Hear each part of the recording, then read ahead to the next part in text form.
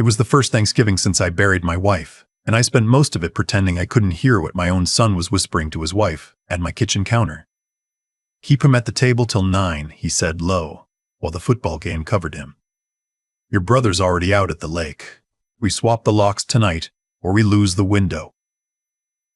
2 hours later, my daughter-in-law's brother came back through my front door, white as paper, and he grabbed her by the wrist so hard she yelped. "Something went wrong," he said. "Your father-in-law's place. The cops are." And then he saw me standing in the hallway in my stocking feet, and the rest of it died in his throat. My name is Gideon Marsh. I'm 68 years old, and I spent 41 years as a master electrician in a town most people couldn't find on a map. What I learned that night took the floor out from under me. If you've ever been made a fool of by the people you would have stepped in front of a truck for, do me a favor and tap that like button.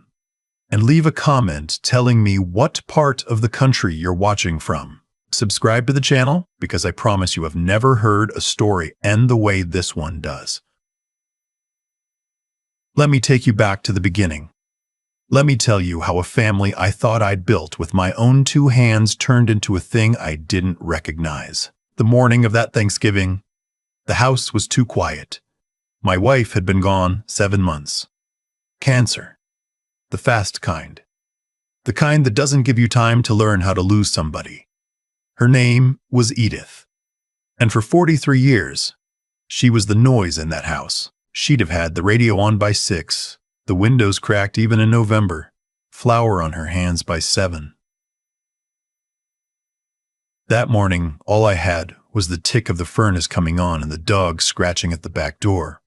And I stood in the kitchen for a long time not knowing what to do with my own hands. My son and his wife had been after me for weeks to come to dinner. Not at my place, at theirs. A new build-out past the highway, all white walls and a kitchen island the size of a rowboat. I'd offered to host like always. Edith and I hosted every holiday for 30 years. I told them I'd do the turkey, do the gravy the way she taught me, set the table with her good plates. "Dad, that's so much for you to take on alone," my daughter-in-law said, in that soft voice she used when she wanted something. "Let us take care of you for once." So I gave in. I'd been giving in to everything since the funeral. Grief does that.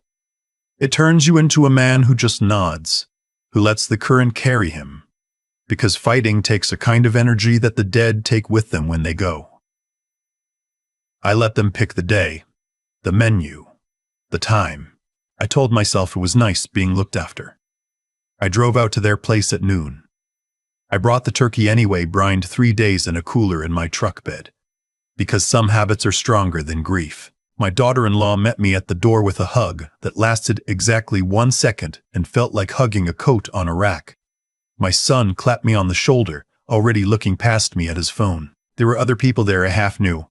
A couple of his work friends, her brother sitting on the leather couch with a beer, scrolling. Her brother. I want you to remember him, a heavy-set man around 40 who did something with locks and security systems, ran a little installation outfit 2 towns over. I'd met him maybe 4 times in 8 years. He nodded at me and went back to his phone. Dinner was fine. I carved. We ate off plates that weren't Edith's. My son made a toast that was mostly about himself, about a big year coming, about finally getting things lined up. I didn't think anything of it. I was watching the light change over their backyard and thinking about how Edith would have hated that island. How she'd have whispered to me later that you can't cook a real meal in a kitchen built for photographs. It was while I was carving the second round, my back to the room, that I heard it. I want to be clear about something. They thought I was deaf. Not actually deaf, but old, slow, lost in the fog.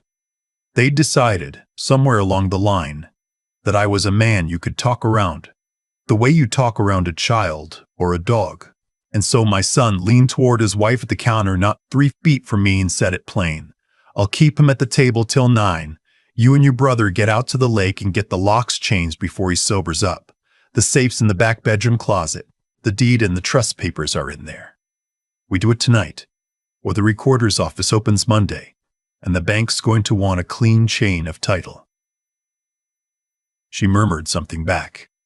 I caught the words, both copies, and don't let him, and then her brother's name, and meet you there. The knife went still in my hand.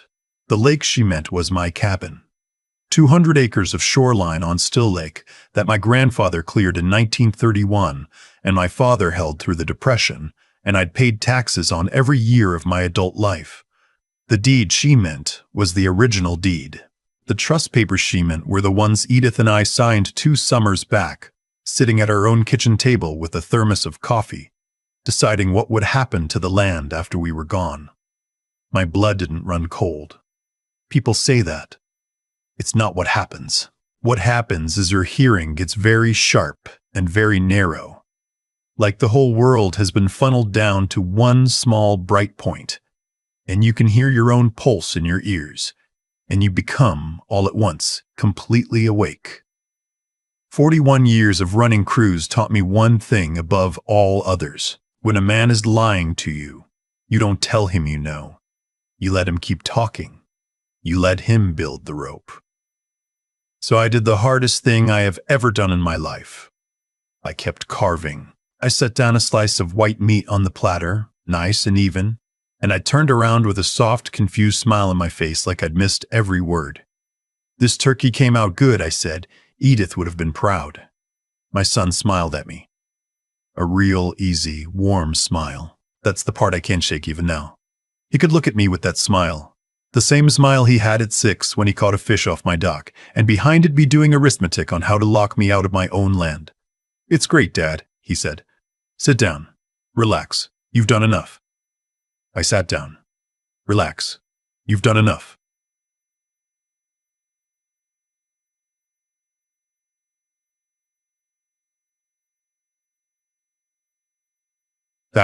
I relaxed. I drank a glass of wine I didn't want, and I let them watch me get a little loose, a little sentimental, a little old. I told a long story about Edith and the time the canoe tipped, and she came up laughing with a fish in her hand. I made my voice catch. My daughter-in-law put her hand over mine and said, "Oh, Dad," and her eyes were shining. And I'd have sworn on a Bible those tears were real if I hadn't heard what I'd heard. Around 7, her brother got up and said he had to head out, an early job in the morning. He said it to the room. Nobody questioned it. He shook my hand. His palm was damp. A few minutes later, my daughter-in-law said she'd run out to grab the pies she'd left in her car, and she didn't come back for 20 minutes. And when she did, her cheeks were pink, and her phone was clutched in her fist, and she wouldn't quite look at me. And my son turned up the television and asked me, very gently, if I'd given any more thought to selling the lake. I hadn't. We'd never talked about selling the lake. But I understood in that moment that this was the door they'd been trying to walk me through for months. The dinners, the looking after. The Dad, that house is so big for one person. It was all the same hand, reaching for the same thing. I don't know, I said slow. It's a lot of memory out there. That's just it, Dad, he said, leaning forward, his face full of concern. Memory's heavy. You shouldn't have to carry it. There's a developer been sniffing around the whole North Shore. Resort outfit. They take it off your hands, and you'd never have to drive past it grieving again. A developer. A resort outfit. North Shore. I filed every word of it away like I was packing a toolbox for a job I didn't yet understand. I'll think on it, I said. And then, a little after 8:30, while I was helping clear plates I had no business clearing in someone else's house, the back of my daughter-in-law's phone lit up on the counter and buzzed against the granite, and I saw her snatch it up and read it and go gray. I saw her grab my son's sleeve and pull him into the pantry. I drifted toward the hallway, slow, an old man stretching his back, and I heard her hiss. He's not answering. The last thing he said was the lock job tripped something and he can't get out the back. And there's a... And then a sound I'll never forget came up the long driveway through the cold air. Sirens, not close, but coming. Her brother came back through the front door about 15 minutes later. He'd driven straight from the lake. He was gray and sweating in November, his jacket half off one shoulder, and he grabbed his sister's wrist and said the words I told you at the start. Something went wrong. Your father-in-law's place. The cops are. And then he saw me in the hallway, and everyone stopped breathing. I'd like to tell you I let the silence sit. I did for a second.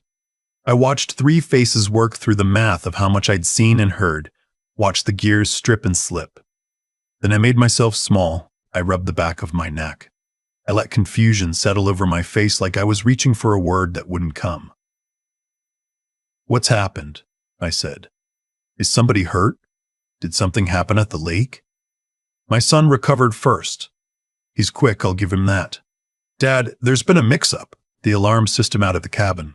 I had it serviced as a surprise for you, to keep the place safe over the winter. And it looks like it malfunctioned and locked the technician inside, and the cops got called. We've got to get out there and clear it up before they arrest the poor guy. Get your coat. A surprise. A technician. A malfunction. It was a beautiful lie, fast and smooth, built on just enough truth to stand. I admired it the way you admire a clean weld on a bad bridge. I got my coat. I let them put me in the back seat of my son's truck like a sack of feed, and I rode out to my own land in silence, listening to the two of them whisper fight in the front about whose idea it was to send her brother in the dark, and I understood that I was no longer a father. I was a problem they had to manage. I was the man who could clear it all up, with one sentence to a cop, and they needed me to say the right one. My grandfather's land came into view lit up like a carnival.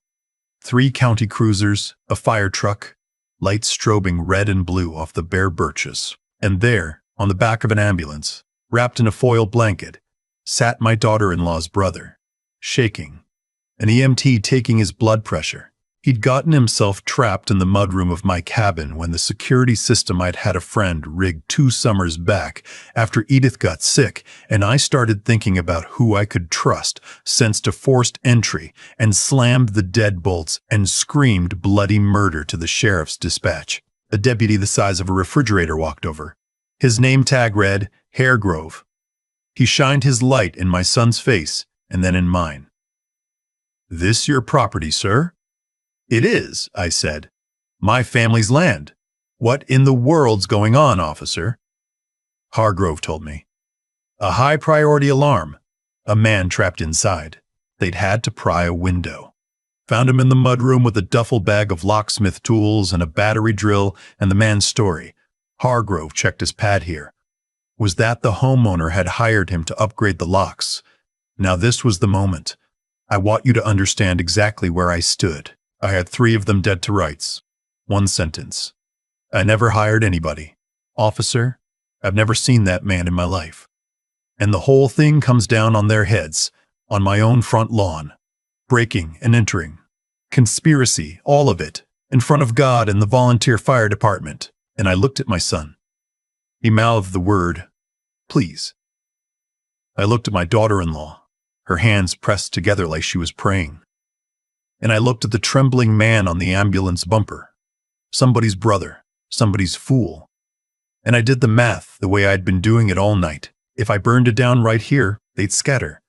The lawyers would call me confused, grief-addled, an unreliable old widower, whatever they'd already set in motion behind my back. The loan, the developer, the papers would still be out there in the dark, half-finished, and I wouldn't know the shape of it. I'd win the night and lose the war. So I slumped. I let my shoulders fall. I rubbed my temples and let my voice go thin. "Officer, this is all my fault," I said. "My memory is not what it was. Not since I lost my wife. Yes. I asked my son to have somebody look at the locks. I forgot. I clean forgot. I'd asked. I turned to the man in the foil blanket. I'm so sorry. I'm so sorry, son. Are you all right?" The relief that came off the 3 of them was like heat off a stove. Hargrove sighed the long sigh of a man who's seen 100 family screw-ups on holiday weekends. He told me to write down the alarm codes for my people next time. He told me I was lucky nobody got hurt. He clicked off his light, and the dark felt like mercy, and the whole circus packed up and rolled away. The moment the last cruiser turned out of the drive, all three of them exhaled at once. My son put his hand on my shoulder and said, "Thank you, Dad. Thank you. You saved us. I mean it." And I patted his hand and told him it was nothing. That's what family's for. And inside me, something that had been soft. My whole life turned to iron. I told them I was tired. I had them drive me home. I went inside, turned off the porch light so they'd think I'd gone to bed, and then I sat in the dark at Edith's kitchen table with a legal pad and started writing down everything I'd heard. The deed, the trust, the recorder's office, the bank wanting a clean chain of title, a construction loan, a resort developer on the North Shore. And then I made a phone call. There's a man named Booker Thorne, who I've known since we were 19, pulling wire through a hospital that's since been torn down. Booker retired the same year I did. He spent his whole life as a controls engineer, the kind of man who could make a building think, and somewhere along the way, computers stopped scaring him and started obeying him. He built the alarm system at the cabin for me as a favor. He answered on the second ring, even though it was near midnight, because that's the kind of friend he is. "Booker," I said, "I need you to find out everything you can about my son. His business, his debts, and something called a resort developer looking at the North Shore of Still Lake. And I need to know who's been touching the title to my land." There was a pause. "Gideon," he said, "what did those people do?" "I think they tried to steal it out from under me," I said. "Tonight, while they had me eating turkey." "I'll start now," he said, and hung up. I didn't sleep. The next morning, Booker came over with a laptop and a thermos and a face like a thundercloud, and we sat at Edith's table for 4 hours while he laid it out, piece by piece, the way you'd lay out the parts of an engine you've taken apart on the garage floor. My son's contracting business, the one I'd cashed out $400,000 of my retirement to save 2 years ago, when he came to me crying that he'd lose the house, and maybe worse, that business was a corpse. It had been a corpse for a year. The $400,000 was gone, and there was new debt behind it. Gambling debt, mostly. The kind that has names attached to it. The resort developer was real. Crestline Capital. They wanted the whole North Shore for a lodge and cabins project, and the one piece they couldn't build around, the keystone of the entire thing, was my 200 acres. They'd made an offer. Booker found the paper trail. $19 million. I had to get up and walk to the window when he said that number. $19 million for my grandfather's mud and birches and the dock where my son caught his first fish. But here's the thing that put the iron all the way through me. My son couldn't sell what he didn't own, so how was the bank running a title check? How was there a construction loan against my land? Booker turned the laptop around. Recognize this? It was a power of attorney. My signature at the bottom. My looping G, my hard M, the same hand I'd signed 40 years of checks with, and I had never signed it, not that I could remember. "That's not I never," I started. "You did," Booker said quietly. "Think back, when Edith got sick, the week of the diagnosis, and it came back to me like a cold hand on the back of my neck. The hospital. The mountain of forms. My daughter-in-law, who worked at a title company and knew about all this paperwork, sitting beside me in a waiting room, sliding documents across her knee, saying, "Sign here, Dad. And here, this just lets us handle the medical billing if you and Edith are both laid up. You don't want to be worrying about hospital forms when she's in surgery." And I signed. Of course I signed. My wife was dying. I'd have signed the moon away. A durable power of attorney. The kind that survives incapacity. The kind I never revoked, because after Edith died I couldn't bear to open a single envelope, let alone a lawyer's. And the thing just sat there, live as a downed wire, all these months. My daughter-in-law had used it to make a digital signature in my name. My son had used that signature to take a $1.2 million bridge loan against my land, money that was already spent, already swallowed by the debts. and to start the paperwork that would let Crestline close on the property. The reason they'd sent her brother to the cabin in the dark on Thanksgiving was the original deed and the original signed trust. The documents that proved how the land was really held. The ones that would blow their forged chain of title to splinters if a clean lawyer ever saw them. They needed those papers gone. They needed me out of the house long enough to take them. I sat with that for a long while. Booker let me. The furnace ticked. What got me wasn't the money. I'd lived plain my whole life, and I'd die plain. What got me was the calendar. This wasn't a moment of weakness. This had been planned across the worst months of my life. While I was holding my wife's hand in a hospice bed, my son and his wife were measuring my grief like a contractor measures a lot, figuring out exactly how to use the broken thing I'd become. Here's what they don't know, I said finally. Booker looked up. The trust, I said. Edith and I didn't set it up the simple way. The land doesn't transfer on one signature. It needs 2 trustees to agree, or it needs the surviving trustee declared incompetent by a court. That's why they tried the lock job. They needed the original documents out of the way, and they needed me to look like a man who forgets he hired a locksmith. They were building the incompetent case. Last night was supposed to be a brick in it. So they can't actually close, Booker said. Not yet, I said, but they've spent a loan that's secured against my land. If Crestline walks or the bank calls it, they're in a hole they can't climb out of, and the only ladder is me. They are running out of time, Booker. And running out of time makes people stupid. I picked up the phone and called my lawyer. Her name is Delgado, and she is the meanest woman I have ever been glad to have on my side. When Edith and I set up the trust, Delgado was the one who told us to make it hard to break, who said, a trust is only as good as how much it annoys the people trying to raid it. I told her everything. There was a long silence on the line, and then she said, in a voice with no warmth in it at all, don't sign anything. Don't say anything. Come to my office Monday morning and bring your friend with a laptop. And Gideon. They're going to come at you soft. They're going to be very loving this week. Let them. She was right. The call started that afternoon. My son, checking in. Was I okay after all the excitement? Did I get some rest? My daughter-in-law dropped off a casserole and stood in my kitchen telling me how worried they all were. How a man my age shouldn't be rattling around alone way out here. How the lake was just so much. And wouldn't it be a relief, really? Deep down to let it all go. And I gave them what they wanted to see. I let my hand shake when I took the casserole dish. I let my voice break when I talked about Edith. I told my daughter-in-law that the police lights on my land had scared me half to death, that I'd lain awake thinking maybe she was right. Maybe it all was too much. Maybe it all was too much. Maybe it was time. On Sunday night, I called my son.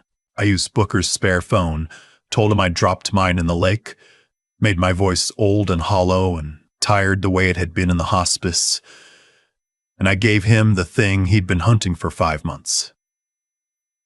Son, I said, I've been thinking. You were right. About the lake. About all of it. I can't carry it anymore. I want you to have it. I want to sign it over to you and your wife and be done. I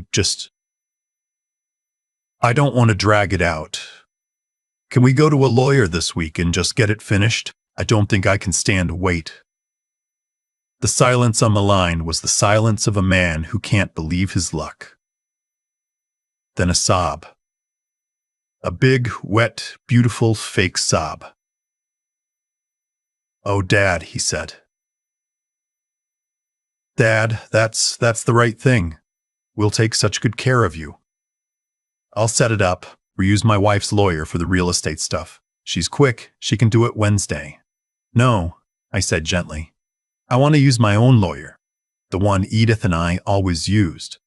I'd feel right doing it where your mother and I did things. Humor. An old man. Ms. Delgado. Wednesday morning. He didn't like that. I heard him not like it.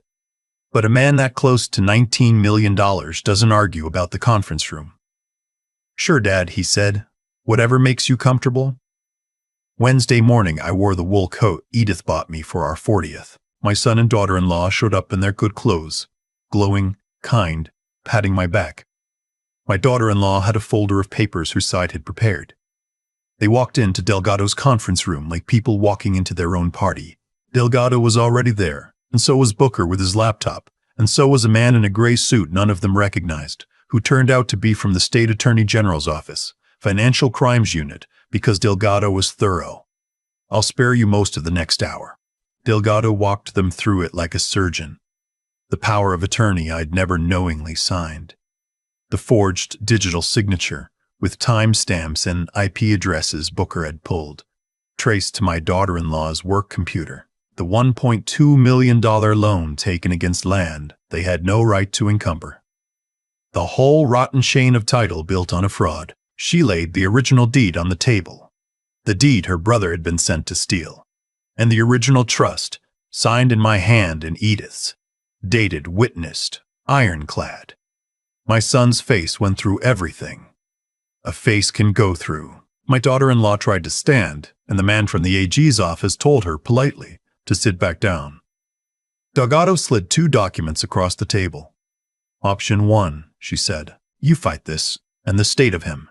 She nodded at the gray suit. Takes it from here, and your business records, and your gambling, and the loan you committed fraud to obtain all become a matter of public trial. Option 2. You sign a confession of judgment. You sign a quitclaim renouncing every interest you've manufactured in this property. You return what's recoverable, and Mr. Marsh agrees not to pursue you personally, only the assets. You have 10 minutes. My son's hand shook so badly he could barely hold the pen. My daughter-in-law signed her name like a woman in a trance, like the floor had opened up and she was already falling. I watched them sign away the thing they burned our family to the ground to get, and then I stood up, and I buttoned Edith's coat, and I walked out, and I did not look back.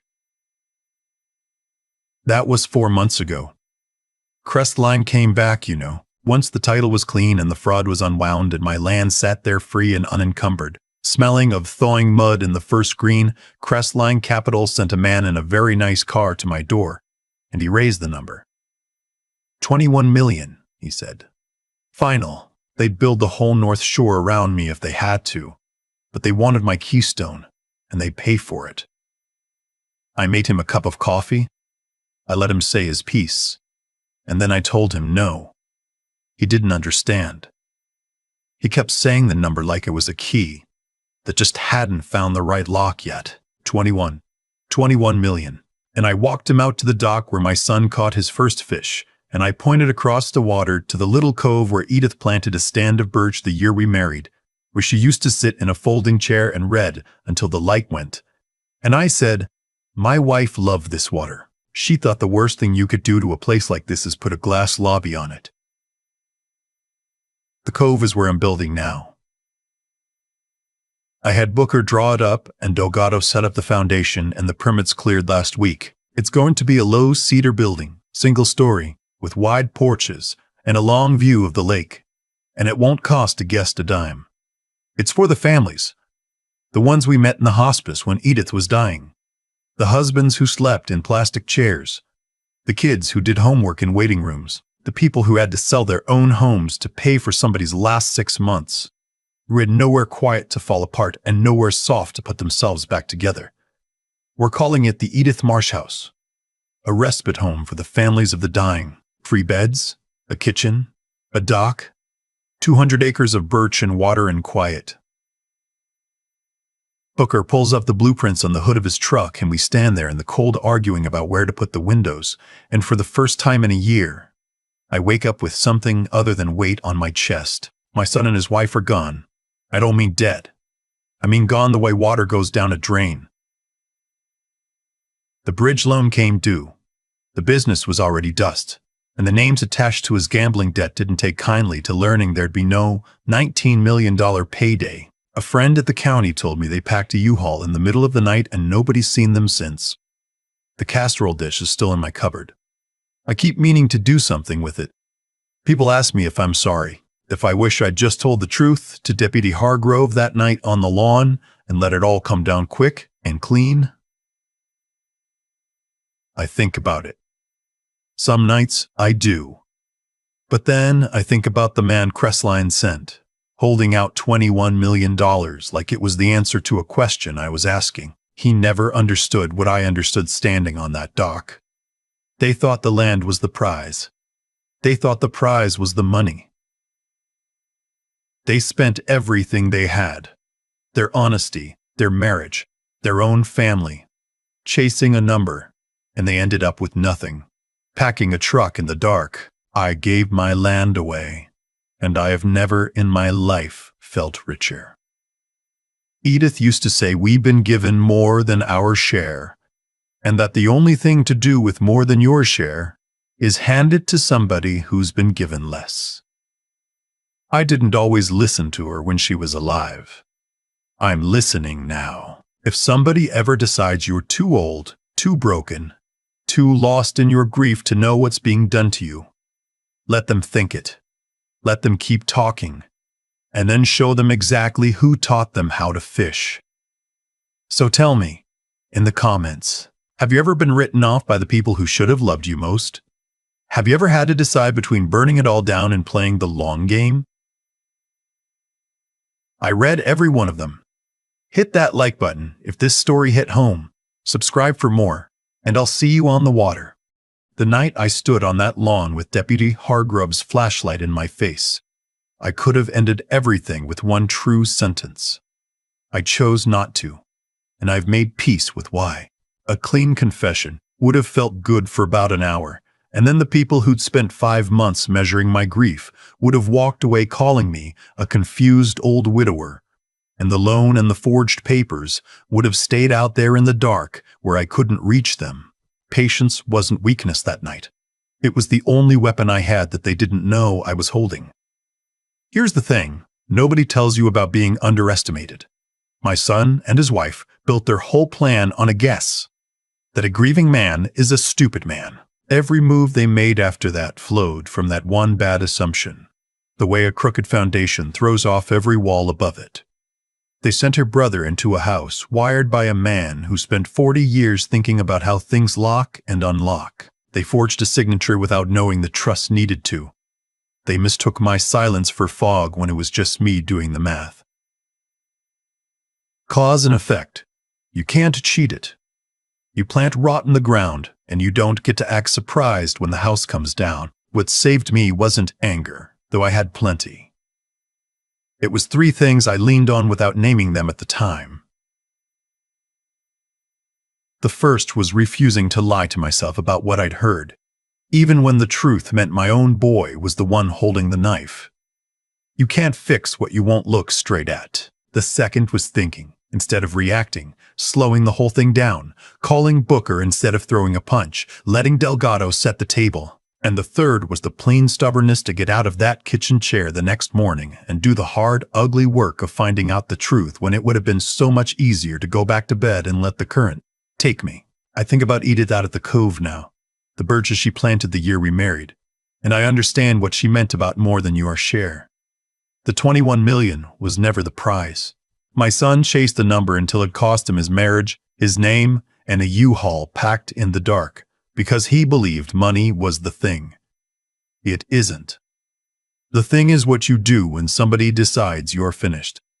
You don't have to be the loudest or the meanest. You just have to stay honest with yourself. Keep your head when your heart's on fire and refuse to lie down. Do those 3 and let them keep thinking you're a fool. The fool always wins the hand they swore he couldn't read.